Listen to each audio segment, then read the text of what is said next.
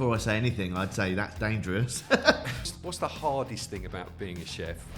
That the upsides far outweigh the downsides, even the Gordon bollocking. I remember the turning point was when I was about 34, 35, and I just started drinking whiskey. I tell you what, actually, I will answer because I want this on record.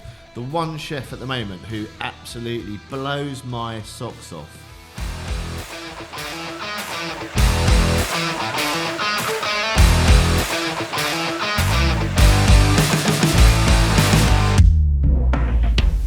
So, good morning. Morning. We are. Welcome to our latest episode of Whisky Matters. I'm very privileged to be welcomed today by Mark Sargeant, the Michelin-starred chef and generally nice fella. Thanks for coming. No, pleasure. Thanks for having me, Sam. Awesome. Makes a difference to be sat here rather than your back garden under the tarpaulin.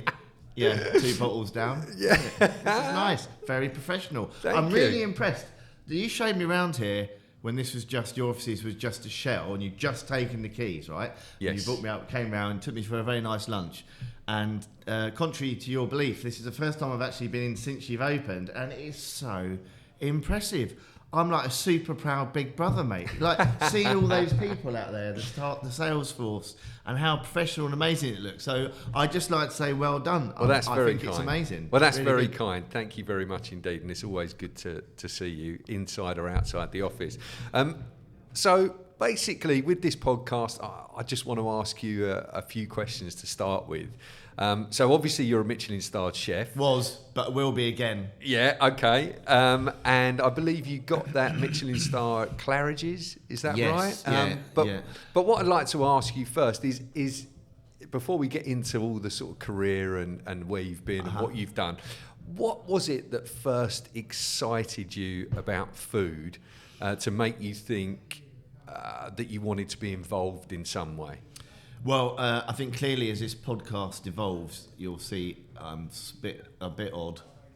So I came from a fairly, kind of normal background. Parents were very, very sort of, upper working class, I guess, that sort of thing. I was an only child, and my parents divorced when I was 8. I was never really into sport or anything like that at all, really. I can't play football, so anything I can't do well, I don't like. Mm-hmm. So, and I was just, my mum tells me I was 8 years old when I first started talking about, showing an interest about food and things like that. So rather than, watching Match of the Day or football and things like that on the weekend and stuff, I was watching Keith Floyd and Delia Smith, like some weird little odd kid. Brilliant. And, I'd be sat in the living room going, Mum, Delia's on, and stuff like that, so it seems a bit weird, but... Well, Keith Floyd was quite an entertainer, wasn't he? Yeah. Floyd on France. I mean, all of his TV shows, not only was he a great chef, he was a fantastic entertainer. He still is now to watch, but at the time, he was the most exciting person to watch on TV. And I've always had this thing, I'm always drawn to very naughty characters and people, things like that. And he had like a real twinkle. And when he spoke about food, it was so passionate. And his cooking was very, very slapdash and very of the era, I have to say. But he was amazing to watch. So I was just really, really into sort of food. So I used to start going around telling everyone, I'm going to be a chef. I'm going to be a chef. I'm going to be a chef. Around 8 years old? 9 to 10 years old and things. So obviously you get to sort of teens, 13, 14. And I'm not sure it's so much the same now, but in our era, it was, you had to go and get yourself a job if you wanted to, buy the best trainers and things. Yeah. So I actually went to work in a local steakhouse, which was called Chimneys then, in Leybourne in Kent. And I started working there at 13, washing the pots and pans and plates and everything like that. And it was a big steakhouse, right? We used to do 500 covers on a Saturday night. Wow. And it was independently owned, so it was really high up. It wasn't kind of like the chains you find now. So I started working there on the pot wash at 13, and I used to work Friday nights, Saturday nights, Sunday lunch, and Sunday nights as well. So I used to work. Well, clearly, I had a bit of a work ethic, but what I loved was the camaraderie in the kitchen as well, with everyone getting on well. We'd all finish together, we'd all walk home together, and all that sort of stuff. And it was really, really great. And I was loaded. You know, I was on £2.50 an hour, working all those hours. Yeah. You know, I was really into BMXing, so I had like the best BMX. I bought, you know, break dancing. I had the best tracksuits. I had real kappa, not snide. But what that did to me was it showed you something I really enjoyed doing, work-wise, made me money. Yes. So that's really where it went from. Then I went to an all-boys grammar school. And it was weird then, you didn't do the 11 plus, you went in with 13. So I went to an all boys grammar school with no catering. There's no, you know, home economics classes or anything like that. I took my options. I took all the art subjects. Then my headmaster made me change them for sciences because, you know, he told me, "What do you want to do?" I said, "I want to be a chef." He's like, "Don't be so ridiculous. No one wants to be a chef after they leave grammar school." I was like, "Well, you know, I want to be a chef." So I left school at 15.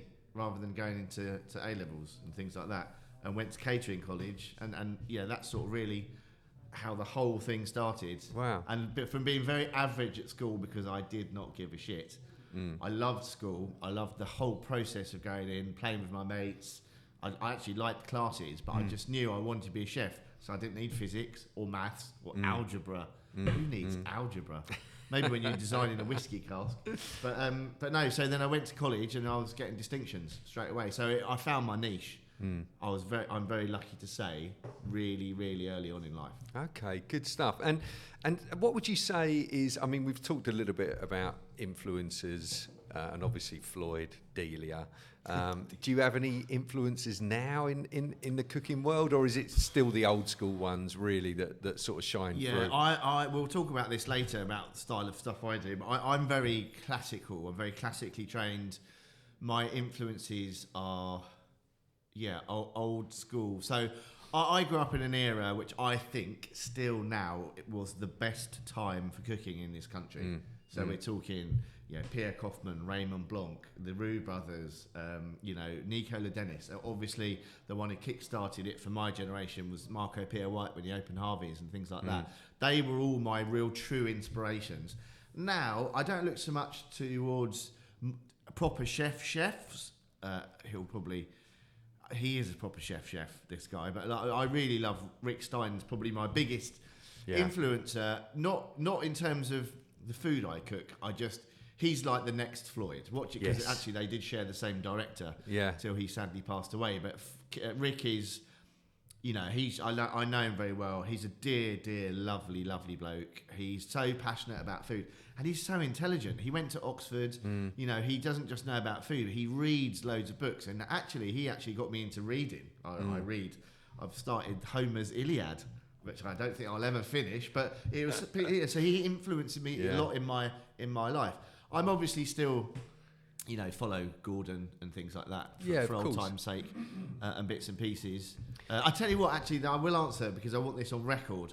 The one chef at the moment who absolutely blows my socks off and inspires me to the point of, I mean, it's just amazing. I would never try and do the food that he does, and it's not molecular, you know, chemistry food or anything like that. But Gareth Ward, cooking at Inisheer down in Wales, he's the loveliest. He's even taller than you. I mean, he's massive, but he's the loveliest guy. He's so passionate. His food's unbelievable. You know, you go there and you're in an amazing setting. He's playing 90s rave music at the top volume, and it's 100% 3 Michelin stars. Well, he's my current inspiration. Yeah, and we still need to go there, don't we? Because it's quite difficult to get to. 6 hours, Go San Sebastian and back. But so, I mean, what's the hardest thing about being a chef, and what's the most rewarding?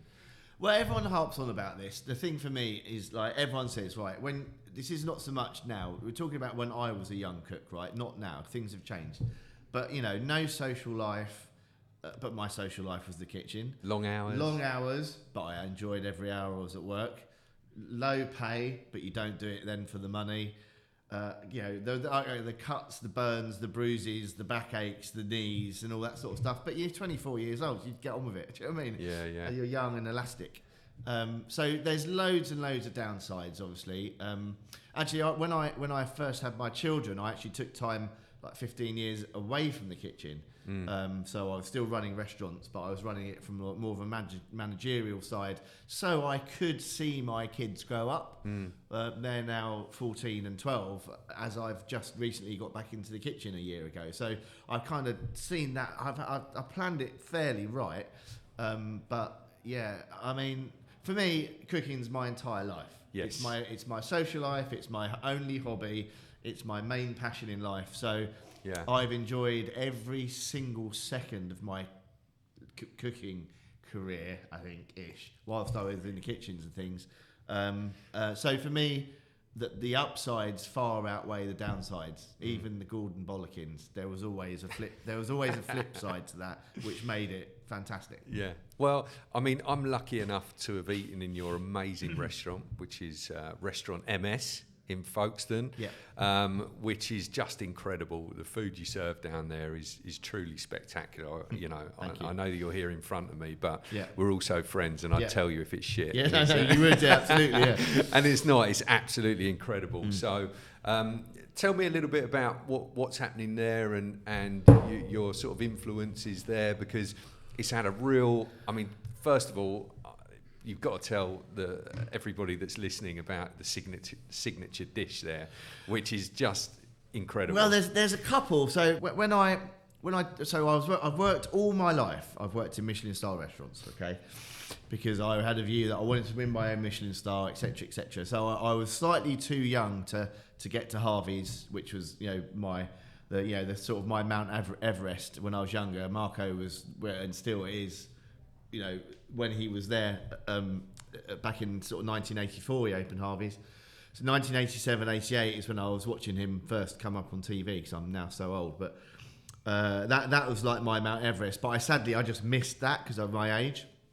But then I worked in some really amazing places, which I won't list now because it's too many. And then that all sort of culminated with me basically starting with Gordon in 1997 at Aubergine, which is his very first restaurant, which was 2 stars.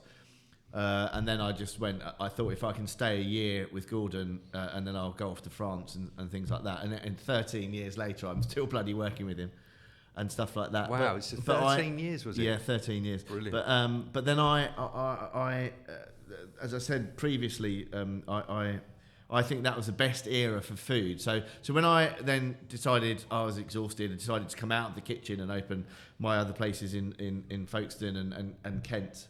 So towards the end of that 15 years, I had about 9 sites. And you can't cook in 9 sites. Do you know what I mean? So I came out of the kitchen when I left Gordon and left Claridge's and things, because I wanted to pursue a different role in the industry. I wanted to learn much more about the management side of things and the operational side of things and the financial side of things and all that kind of stuff. Still with a real, my anchor was always the kitchens. I worked on all the recipes. I came up with the whole menu creation and styles, worked with all the chefs, did all the food tastings, did everything. But we were very casual. So Roxall that I had was very casual, and then I had 4 pubs and other bits and pieces as well. I don't like cooking casual food, but it's my favourite food to eat. It's a bit of a conundrum, really. Fair enough. When I go out to eat, there's nothing nicer than having a really great quality steak and chips and a green salad. Done well, it's just amazing. Bit of Dijon mustard or peppercorn sauce or whatever. It's like amazing. A beautifully grilled Dover sole with a fantastic wedge of lemon.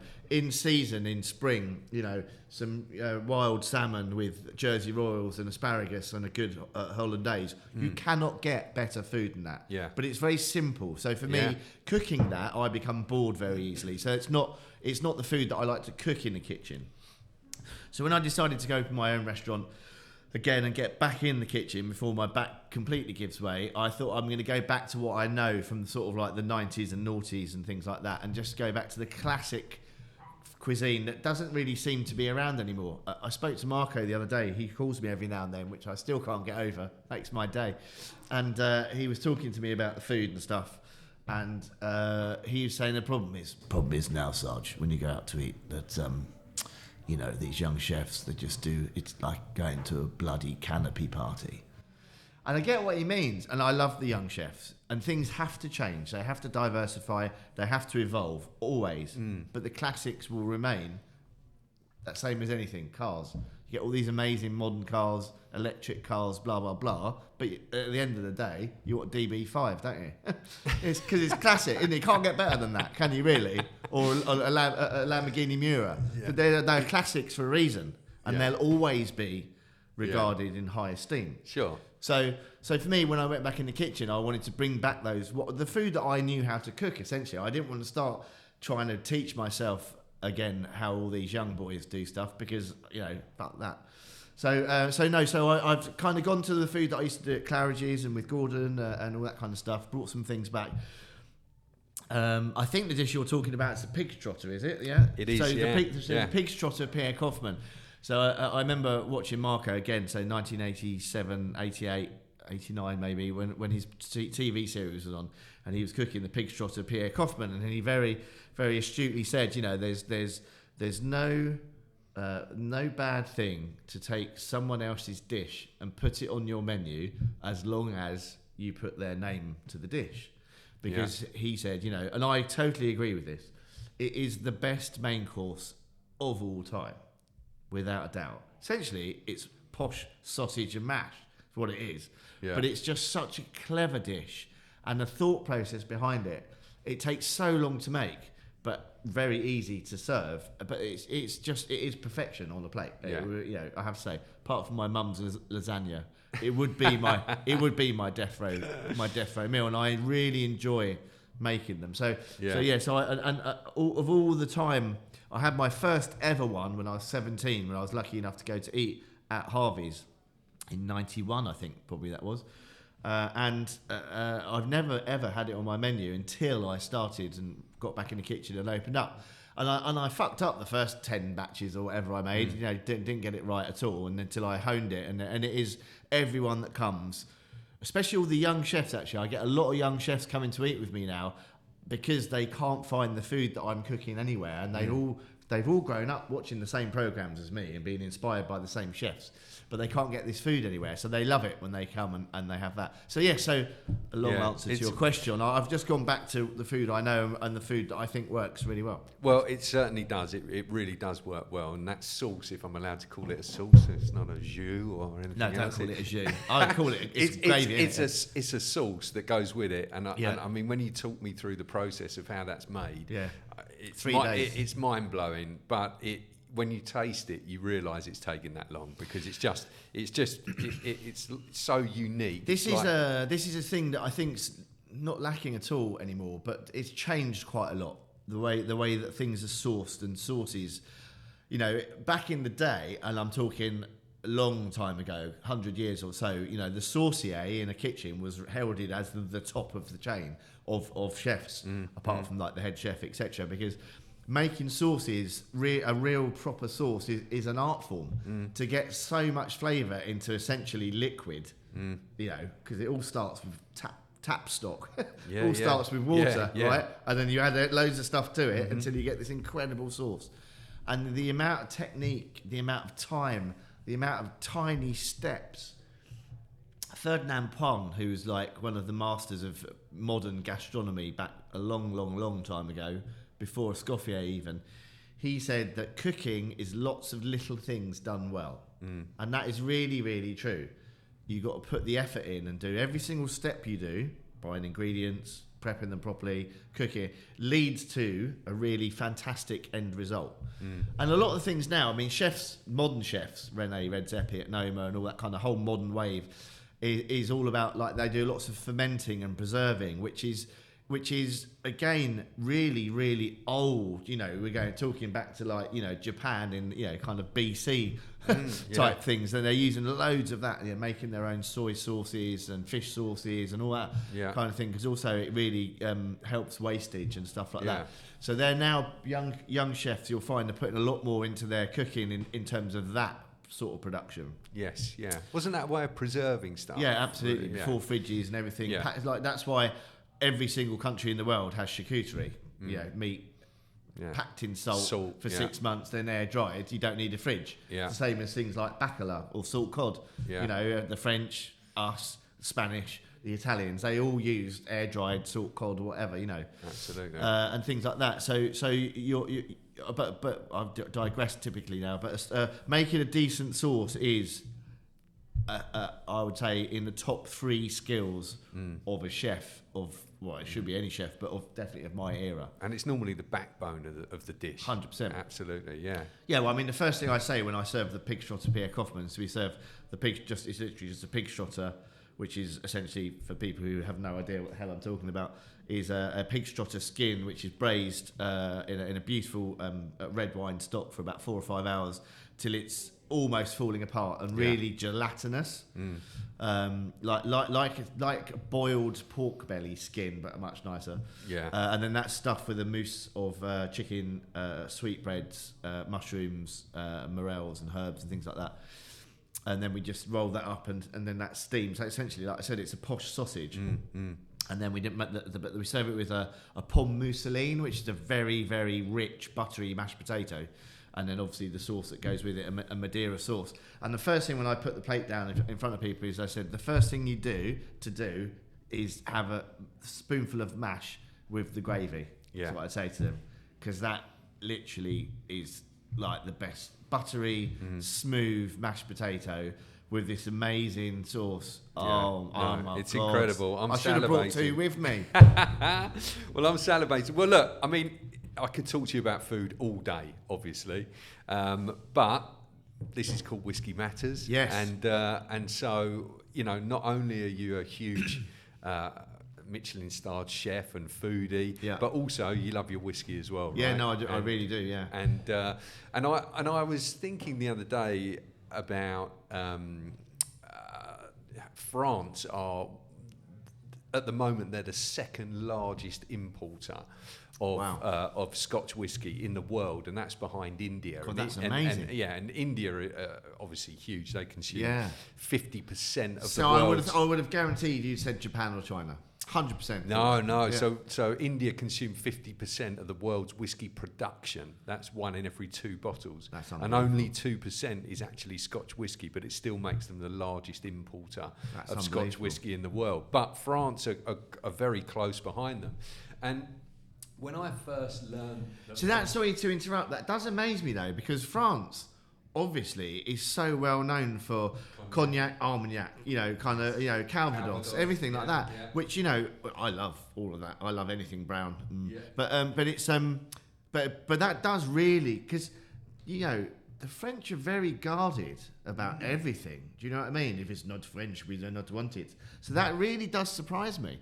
Yeah. And actually, if you think about those Calvados, etc., they're very sweet on the palate, where a lot of whiskies are the polar opposite of that. So that is really surprising to me, actually. Absolutely, and I thought exactly the same. But then when I sort of started digging deeper into it, I thought, well, France and the French, they're very artisanal with their food and their produce, and they're very particular on how things are made, and they want it done in a very certain way, and they want, and they love the history behind certain dishes and the real finesse of the produce that's used. And then I thought, well, as far as spirits go, and spirits that are produced throughout the world, Scotch whiskey is right up there with regards to the barley, the water source, the natural water source, the yeast that's used, the fermentation process, and then obviously the wood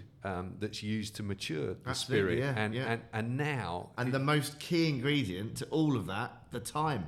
Yeah. Do you know what I mean? Yeah, exactly. It's like, you've got to put that baby to bed for quite a decades, while before you can drink it. Yeah. This is it. So I thought, well, of course they'd love Scotch whiskey because that's what they are. Well, listen, they give gold medals to bloody chickens. So do you know what I mean? It's like that doesn't surprise me at all. Yeah.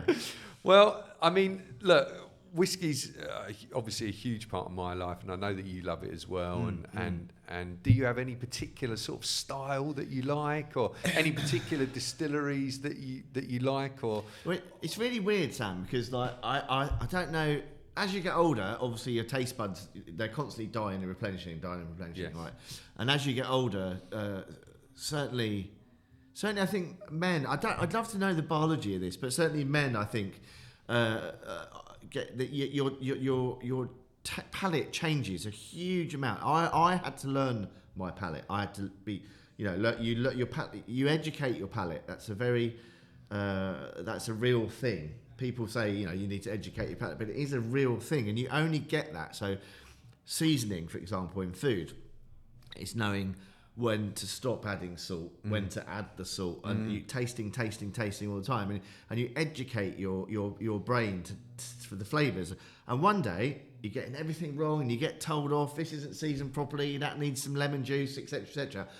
It clicks like that, and suddenly your palate's educated. But it's always always room for more knowledge and things like that. But for me, it was the same with alcohol, really, and in particular whiskey. Hated it. I hated it so much. In my 20s, you wouldn't get me near a whiskey. Do you know what I mean? It was probably the white spirits. I was mad on gin and tonics. And vodka and all that. Well, I did used to like a Jägermeister, but I like it. I like aniseed, you see. So, and I love pastis and all that kind of stuff. Yeah, but even when I was younger, I used to love licorice torpedoes as a kid. So I love that flavour profile. But whiskies, brandy even I started a bit earlier. Because again, it's slightly sweeter, right? Yeah. However, I remember the turning point was when I was about 34, 35, and I just started drinking whiskey. And believe it or not, from not liking it, I went from the mother of all flavours, Lafroig, 10-year-old, bang! Wow. That hits you in the face, doesn't it? That salty, hugely peaty, so much flavour. And I don't like it with ice either, really. Yeah, no. Although I used to have a rule at home with the wife was that I was allowed to keep drinking whiskey until all my ice had gone. So I used to just fill my tumbler up with ice. I could drink as much as I wanted. Well, Lafroig is an absolute peat monster. Yeah. I mean, it's. But what a funny one to start with, right? Incredible. Yeah. But the thing is, we often say this. Peated whiskies are normally a love or a hate thing. It's sure. A Marmite. You either absolutely love it or you absolutely hate it. Ironically, though, Sam, I'm going more away from that now. It's like I've had my peat. And ethnic. Do you know what I mean? Me and Pete are over. So I'm going for the sort of slightly smoother stuff now. Do you know what I mean? Like I like a Belvini, which is a much smoother kind of whiskey. Yeah. Obviously, without blowing smoke up your arse, the things that you're doing. I have a lot of them in my restaurants, but the single cask series that you did and things like that were amazing. The first one you brought out was incredible, and then I think my favourite out of all of yours is named after your beautiful wife, the Port Charlotte. I think that's absolutely stunning. I've been very, very lucky to have come to a tasting with you and had the marriage, which is just mind blowing. Yeah. And the one I can't remember now the name of, which was it's the orange label. I think it's a 32-year-old. That's Lafroig. Yeah. What's that called though? What do you call that? That's the Secret Series number 3. Yeah. So, That is something really special. Yeah. Totally different than your 10-year-old Lafroig, right? Yes. But still got some balls to it. Yeah. I mean, over the years, all the rough edges get rounded off that spirit. Sure. And it becomes really smooth. And I mean, it's still 52.1%. But it doesn't taste. It doesn't taste as strong as that. And actually the smoke, because of the angel share and the natural evaporation that happens over the years, the peat actually mellows a bit, as does the alcohol content. And as I say, all the rough edges get rounded off. With a 10-year-old Lafroig, it's a lot different. It's like Yamazaki as well. I love Yamazaki. Yes. The things like that. The interesting thing for me, same with wine, right? Food, cooking food, basically everything about what my industry, front of house, back of house, food and beverage, is what the French call terroir. Yes. So as you know, terroir being the ground, right? So anything that's grown, organically, even down to cows that are. I hate everyone says grass fed now, because what else is a cow supposed to eat? Do you know what I mean? If it's not grass. However, Jody Scheckter, the ex-Formula One driver, who's got an amazing farm in Lucknam Park. Not Lucknam Park, sorry. I can't remember. Anyway, what's the name now? But Jody's farm, he actually grows what he calls it a mixed salad for the cow. he's got like 10 different types of clover, all sorts of different grass, because he says, what goes into the animal makes all of this totally different. And it's the same with wines again and whiskies. It's the quality of the barley, the quality of, you said, like the pure water, where it's grown, even like how close it is to the sea, because you're getting the salt from the air going into everything. Absolutely. And it fascinates me how, and I have to say, when I'm losing faith in humanity, I do always look at things like wine, whiskey and cheese, because I think we are so incredibly creative as a human race. We can do really awful things, but when you look at a cheese board or taste the difference between whiskies, which are essentially made with exactly the same ingredients, same 3 ingredients, but taste completely different. Yes, I find that, and that is the word that you mentioned earlier about the French, artisanal.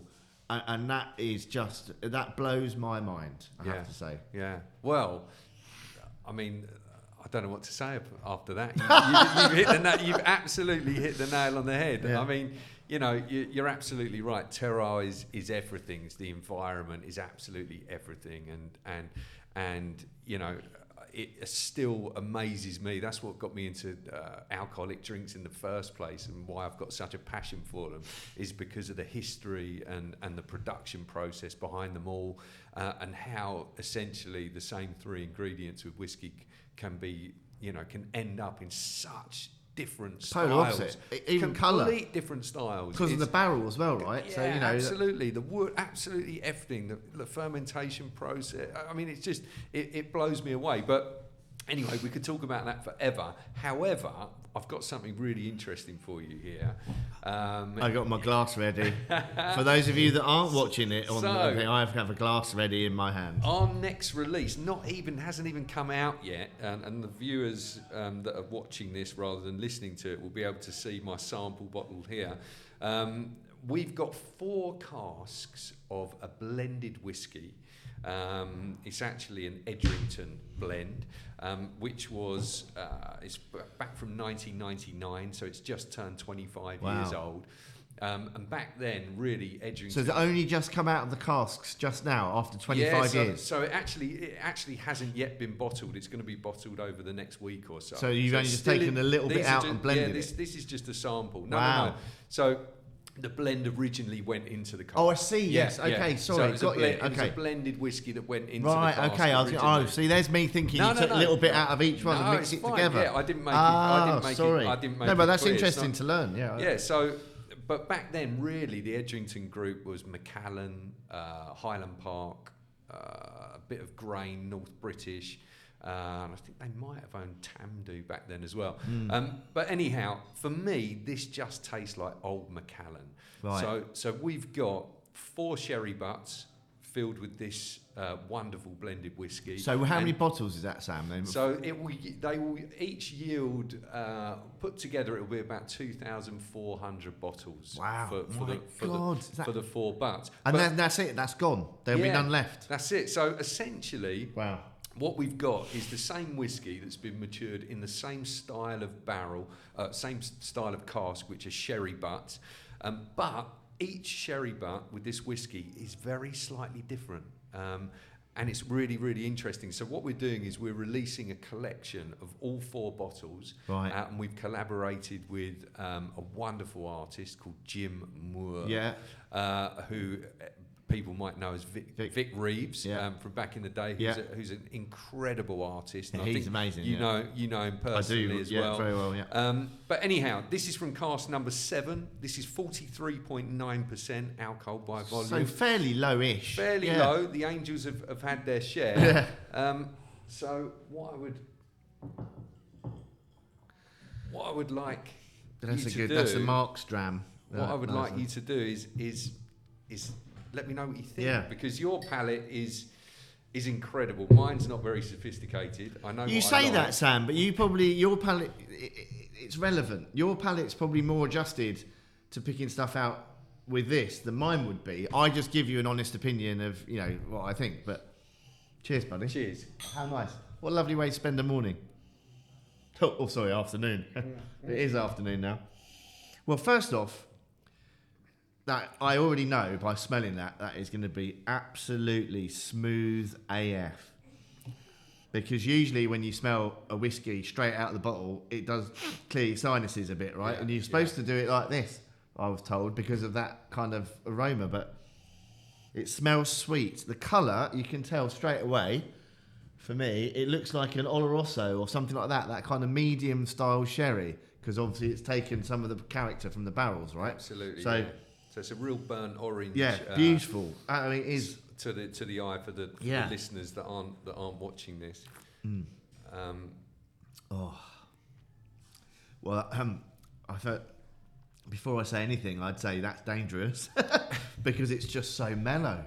Yeah. It's sweet, which obviously you get the characteristic from the sherry as well. It's got a really long flavour to it. That is fantastic. It's just so smooth. That'd be me as a whiskey. do you get any sort of toffee elements from it, or sort of caramel? See, now when you've said that, my brain's now going to think about those flavours. This is where I have to say, anyone that does like you do and what sommeliers do for a living, the way that they can pick out those flavour characters and the profiles. But now let me think, toffee, caramel.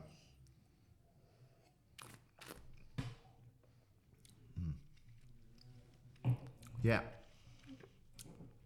It's a bit like butterscotch. Yes. It's got like it's a very light, it's basically toffee with cream in it. So like a butterscotch sauce, rather than being like full-blown caramel. It's really, really, really good, and I can't afford a bottle, but anyway, I'll make the most of this. Well, luckily enough for you, This one isn't very expensive. But it's a lot of people don't like whiskies because they're used to having stuff. Well, I mean, I won't name names for fear of a million lawsuits. But the whiskey you normally go into your local pub, and then you have a little side whiskey chaser. The one that's up there on the optics, which I still like, to be frank, with a Guinness, is lovely.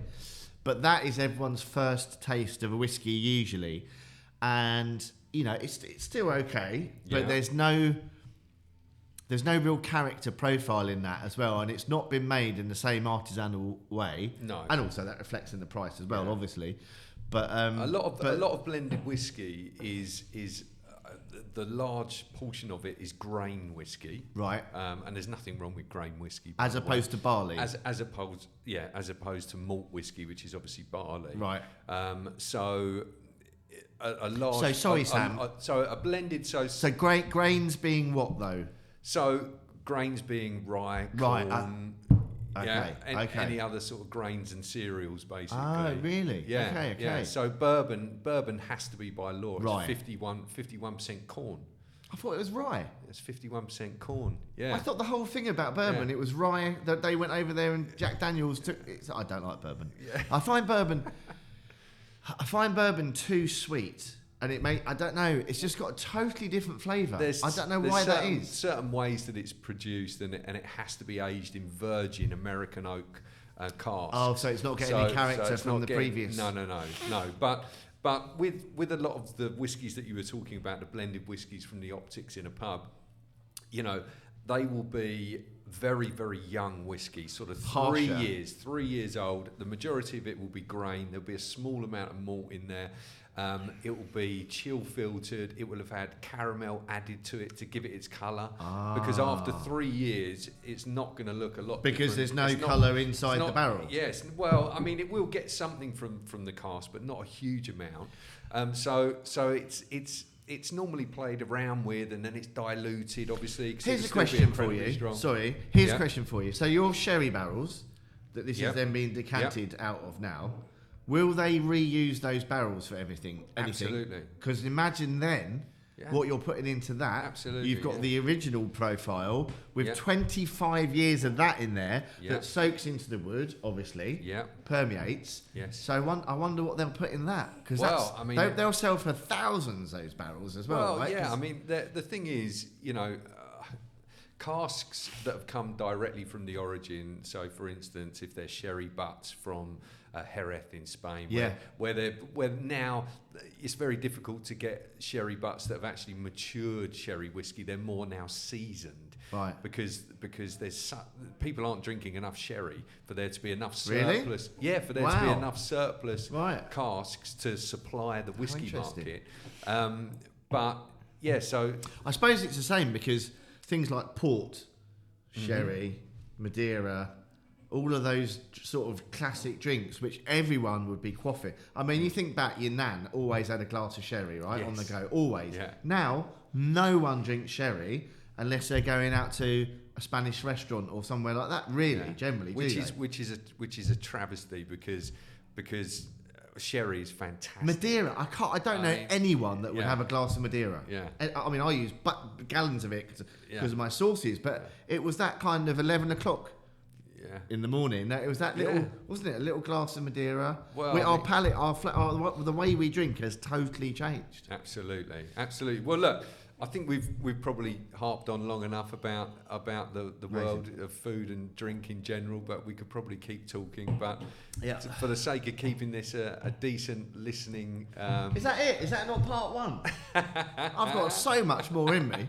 Well, we'll have to do it over lunch. We'll do a part two. Listen, Mark, thank you so much for coming. It really is a pleasure to have you here. Mate. And all the best with Restaurant MS.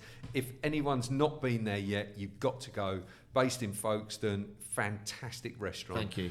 So please get yourself down there. And they've actually got a wonderful chef's table right inside the kitchen. Yeah. So if you want a special occasion for 6 of you, I think it can. Yeah, or 6 or business lunches or anything like that. It's perfect. Lunches. Tell us a little bit about your restaurant and where it is and how people can find you on social media and website, etc. Okay, plug time. Yes, like in my hair. So my restaurant, it's called The Restaurant MS. It's in Folkestone. Folkestone is, for anyone who doesn't know, is the seaside town booming right next door to Dover. We are a 52-minute train journey from St Pancras on the high-speed train and a 3-minute walk from the station. So you could be from St Pancras to my restaurant with a glass of champagne in your hand in an hour. So Folkestone, Kent, and I'm on Instagram at Mark Sargeant 10. And that's it, really. Yeah. Brilliant. And Vintage Bottlers have got their stock in there. Yeah, no, absolutely. And I was going to say, and likewise, I think anyone listening to this who's thinking about dipping their toe in the whiskey market or whatever, this. I've got a couple tucked away, and this is a fantastic company. You've set up a truly fantastic company, and it goes to show with the product, mate. To be honest with you, and I have to say, when you invited me to the court, not took me to the court. Oh yes. When you invited me to the court, and I saw your presentation. Because we've been mates for so long, and you don't get to see your friends at work often, do you? Do you know what I mean? Yeah. And I have to say, you really did. You were already up here, but you really went up in my estimations from a work point of view. Because I've always known what you've done, but I've never seen you do it. Do you know what I mean? You've seen me cook a million times, from a barbecue to a restaurant. But I just thought your knowledge is amazing. You're so professional, and what you've accomplished here with this business is really, truly wonderful. So get your checkbooks out and get investing. You make me cry. Thanks, Mark. I really appreciate it. And thank you very much for coming. Pleasure, mate. Thank you. Thank you for watching. We really appreciate your support with the podcast. If you like what you see and you'd like to see some more, we've got loads of content coming up with some fantastic guests. Hit the subscribe button and give us your thoughts on what content and guests you'd like to see in the future.